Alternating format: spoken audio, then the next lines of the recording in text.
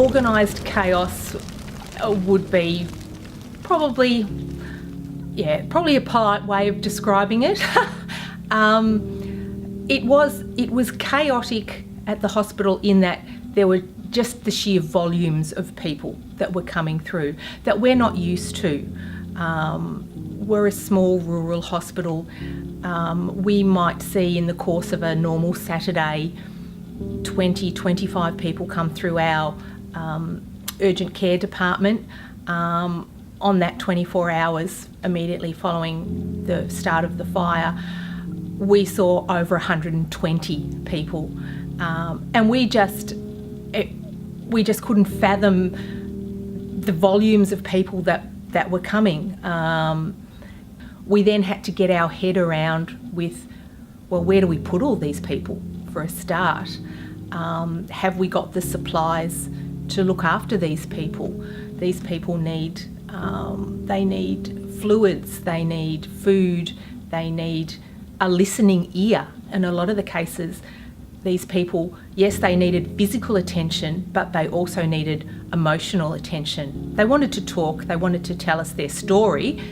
So in the middle of all the chaos that was going on, we had to somewhere find just 5 minutes to listen to part of some person's story, because that was as much part of looking after them as looking after them physically. Going through my mind that night, that afternoon really was, I have to go to work. They are going to be busy, they'll need me. I knew I would be in charge that night on the ward, and I thought, I can't not go, because they'll need everybody that they can get.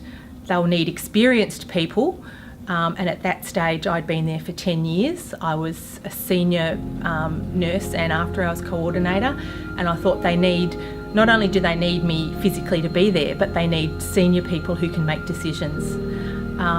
So I felt I had no choice but to go, regardless of what was happening in my own life.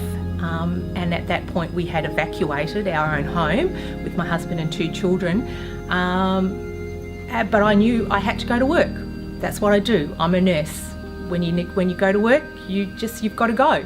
And also I felt that I didn't want to let my colleagues down by not going, because I would be needed.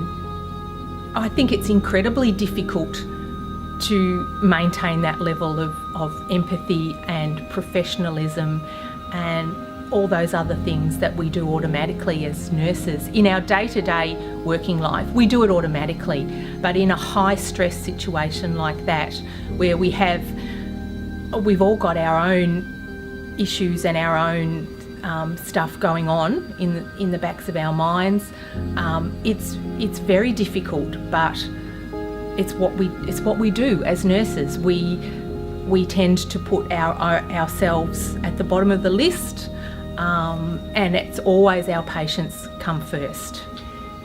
Yeah, it was I believe a minibus, and it contained about 14 firefighters that had been brought in from the fire front. They needed treatment for mainly respiratory conditions and treatment for eye conditions. So smoke inhalation, ash in their eyes, that sort of stuff, and rehydration, because it was a stinking hot day. These men and women were working hard in heavy clothing, and they were just burning through their fluids. So they needed to be rehydrated, needed to be able to breathe properly, and needed to be able to see. The firefighters on that day were just unbelievable. I can't believe that they're just so dedicated to their job. And they're all volunteers. They've all got their own lives and their own jobs to do, and they choose to give up a portion of their free time to help the community and to protect the community. And on the day, they all came in, and yes, they were unwell, they needed medical treatment, they were thirsty, they were hot, but they just wanted to get back out there. They felt they had a job to do.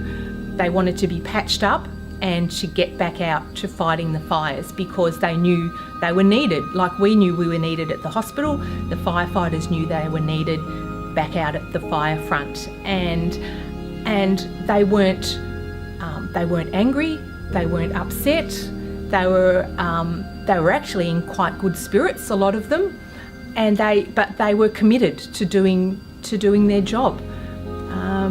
So we patched them up as best we can and sent them home because they needed to be home. They were probably not well enough to go back to the fires, but I strongly suspect that some of them may have gone back out.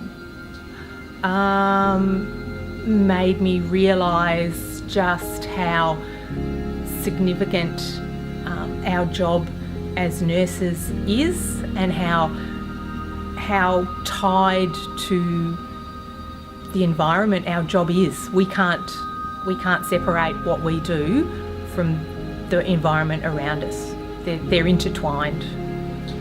Why are we getting these severe weather events? Why are we getting these natural disasters? And how are we going to deal with them? Because if the rate of climate change continues, these natural weather events are going to become more common, and we have to be ready for them, and we have to be able to deal with them.